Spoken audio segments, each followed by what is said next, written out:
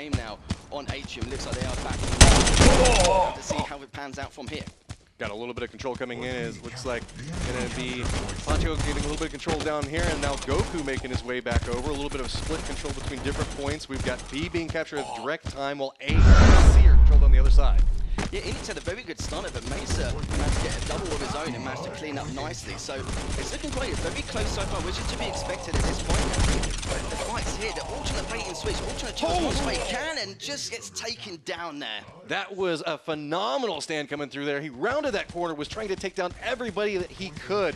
But Brazukas actually coming up with the early lead at 270 right now, make that almost up to 300, while Eanix is down to 179. That's exactly what I said at the start. This map, you know, Brazukas, they are a very aggressive team, and this is the first map they would want more than anything. So this is why you're seeing such a good lead. But Eanix are getting a little bit worried here. They're trying to get this B point now, which they will get back eventually. But once they get that B control, it's so hard to contest. Now it's just a matter of the angles. As you can see, Brazukas is just walking in. They've got themselves almost up to 500. Eanix dropping back down to close to about 325. So it's a lot of back and forth. B definitely being the contest point. Thanos taking a couple of shots on the side of that, but you can see now a couple of grenades raining down. Captured point B. Yeah, it's frag central here for Eanix, as you saw there. Phyllis had a nice double earlier to have to change things up, but does try and take him down, but just barely in the end. And now, look at this, it's just completely the kill feed, all Eanix so far, after Brazukas had such a good start.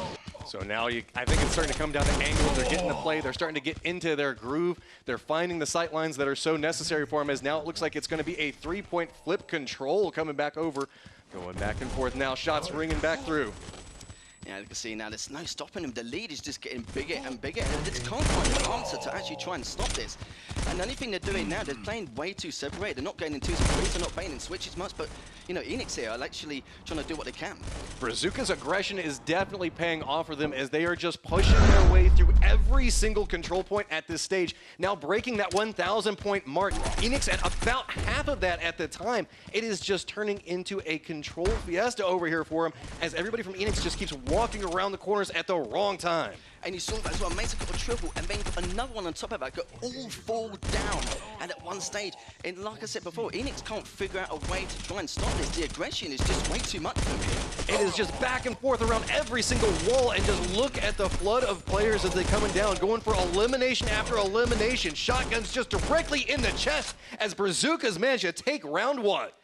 That was incredible stuff. Like I mentioned before, some of these players, like Mesa, I've not seen too much of here, but my word, what an impact he made in the first game. And I told you before, you know, if they take this first game, Eanix are going to be a little bit worried here, probably getting even more nervous. We talked about it. Eanix wants to make that big statement. They want to push through. They want to show how strong they are, given their history coming through here. But the new kids on the block managed to step up, take that first round. And I got to say, we talk about shotguns as well. They tend to be a little bit of a factor inside that round. Oh, with that map, it is very shotgun heavy, depending on the circumstances. The only time we will use an AR in certain ways is just due to the fact we're trying to keep them at bay on spawn with certain angles. But with that respawn immunity, it can be very difficult. So you may have to wait for that little bit and just be patient, because, you know, some teams and some players can be a little bit impatient in that kind of circumstances, which is understandable, especially in the tournament environment. But, you know, this is the difference between making it from that semi-pro level to pro level. You know, having these play styles, it's good to have pure aggression, but sometimes you've got to control it in certain factors of the game, as you know. Got to know, especially on those control point maps, you got to slow down, go, okay, this is the area that we're going to try to hold. These are the angles that they're probably going to make their way down through. Not just run up in everybody's face, shotgun the first thing you see every single time. You gotta have some strategy that goes with it. Yeah, exactly. You know, it's just all about a change of play style. You know, aggression is always key. You know, the best offense is good defense and all that bits and pieces and all that jazz. But one thing to take into account is you do need to control it at certain points. On that map, pure aggression, I can accept that. I think that's perfectly fine, because you kind of need to in those kind of scenarios. But on the larger maps, that's when you need to kind of change the pace quite a lot. And you've seen teams like Noble who've done a good job in that in the future.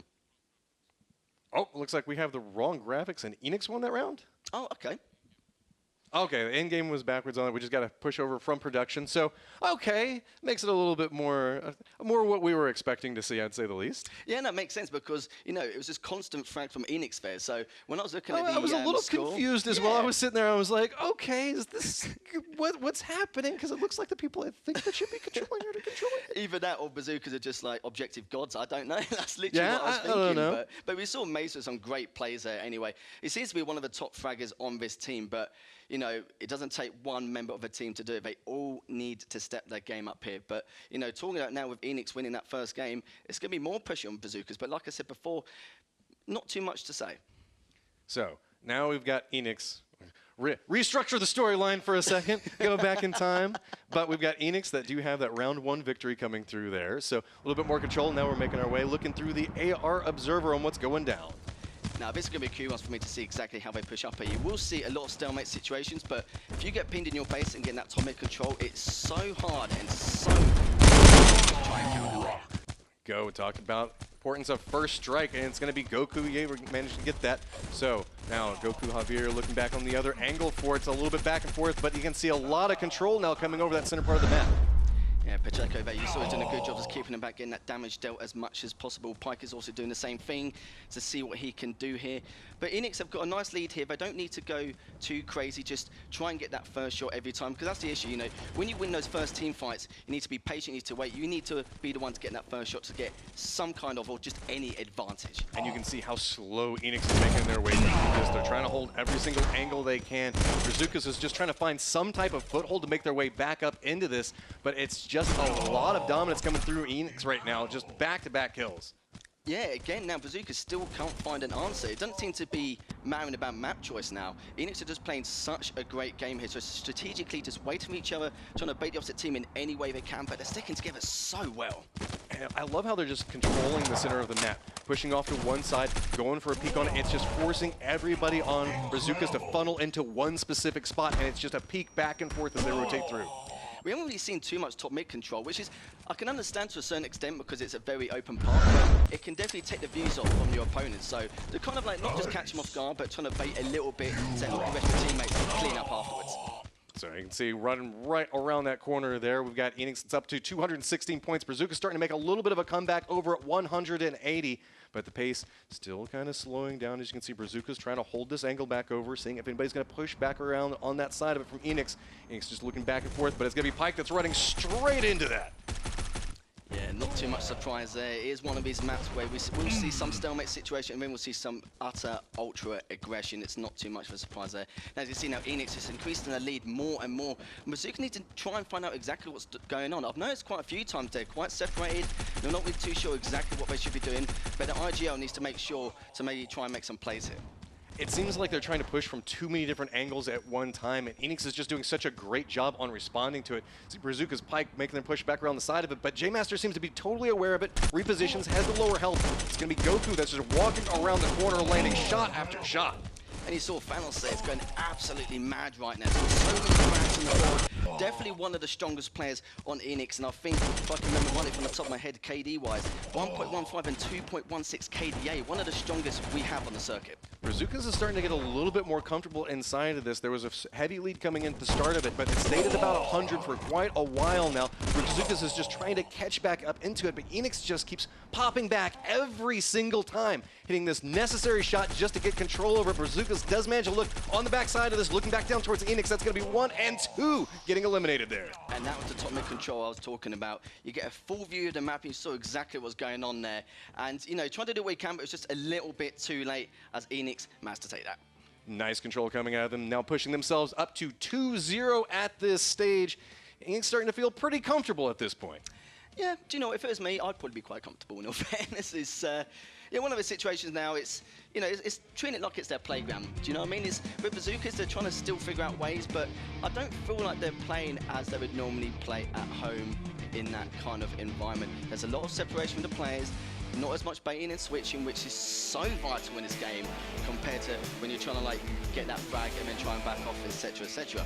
But now Brazukas need to try and figure out a way on what they can do. I thought Atrium would have been one of their better maps, yeah, but surprisingly it wasn't. So it doesn't seem to be too much about the map choice.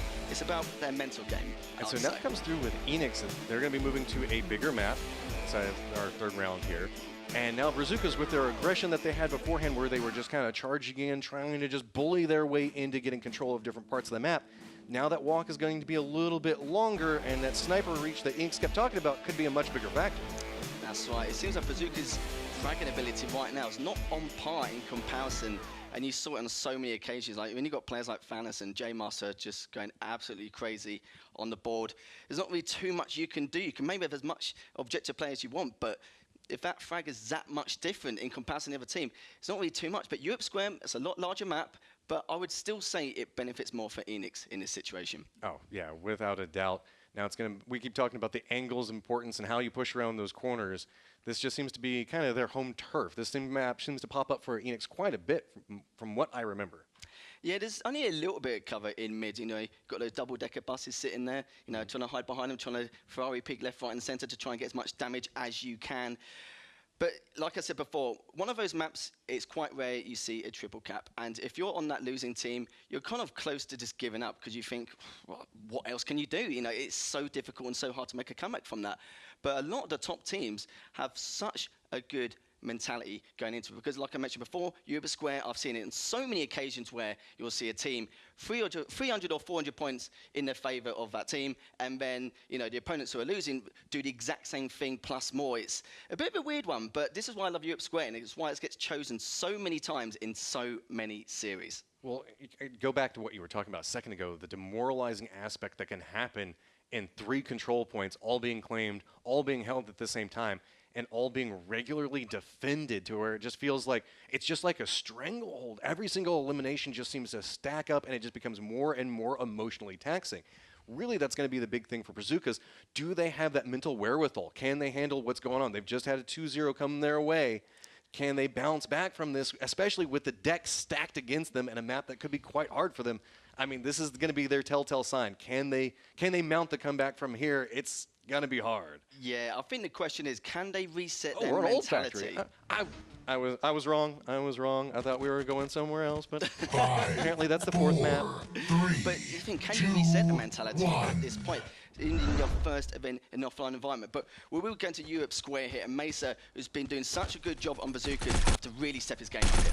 Now working back over onto the angle, trying to find something with it. Can't quite seem to find the right spot to take the shot from.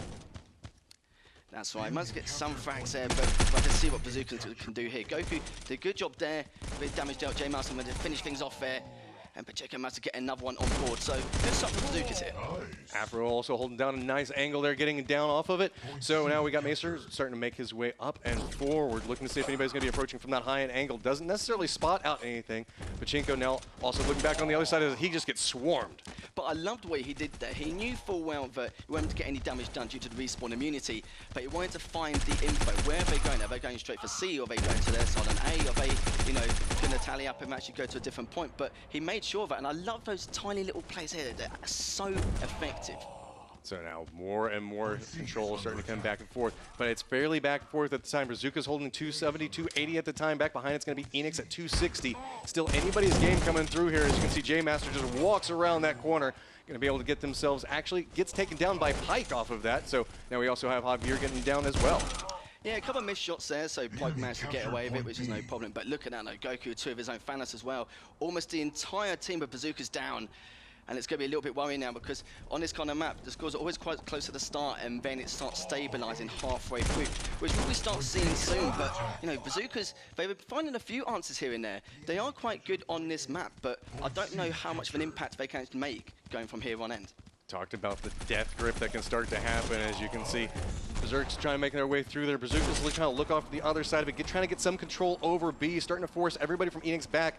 Goku's trying to take the shots on the outside of it, but does get taken down. So that's going to be the point, switching back over to Brazukas. And I love the coordination with Brazukas now. You saw all 4 members in the middle just trying to get exactly what needs to be done and get that B point. And I mentioned before, they were so separated on the smaller maps, but the coordination's so much better on a large map like Europe Square, which is really weird. But Eanix starting to make their way up to 650 at this point. Brazukas bound back down to around 550 at the point. Eanix just walks up and manages to take back control over B. You can see Thanos taking a couple of nice shots there. Going to go ahead and get the down on a 1 and 2. Afro getting it down on Optimus as well. Yeah, Thanos there with a fantastic double, and then J Master cleans things up. Pike does get one of his own to bring him back, but again, it's going to be very difficult here. They're all going at exactly the same time, going for that middle point, but doesn't matter anyway. Goku managed to clean things up, get 2 of his own. Optimus trying to get 1 more. As you see, just barely missed that G-launcher, but managed to get cleaned up anyway for Goku.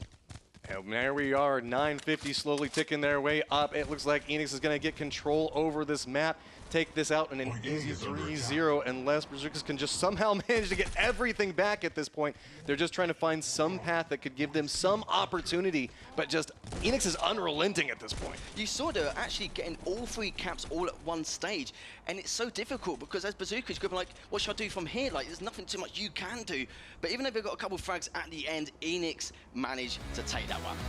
A lot of control coming out from them, so that's going to be Eanix getting themselves a solid 3-0 victory following everything through.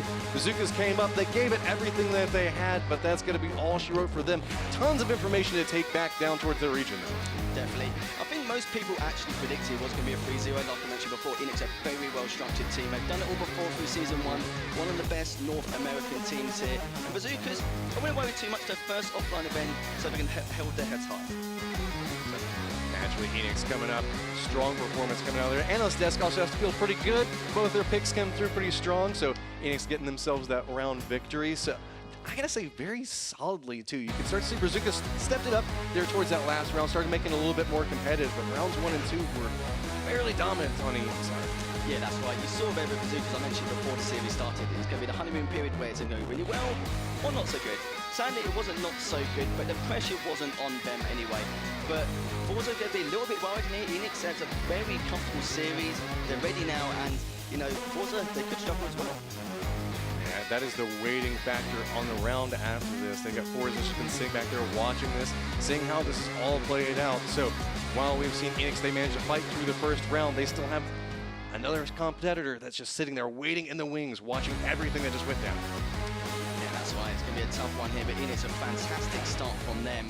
And it's very rare you see such a comfortable victory, but it was quite close. Like I mentioned before, normally right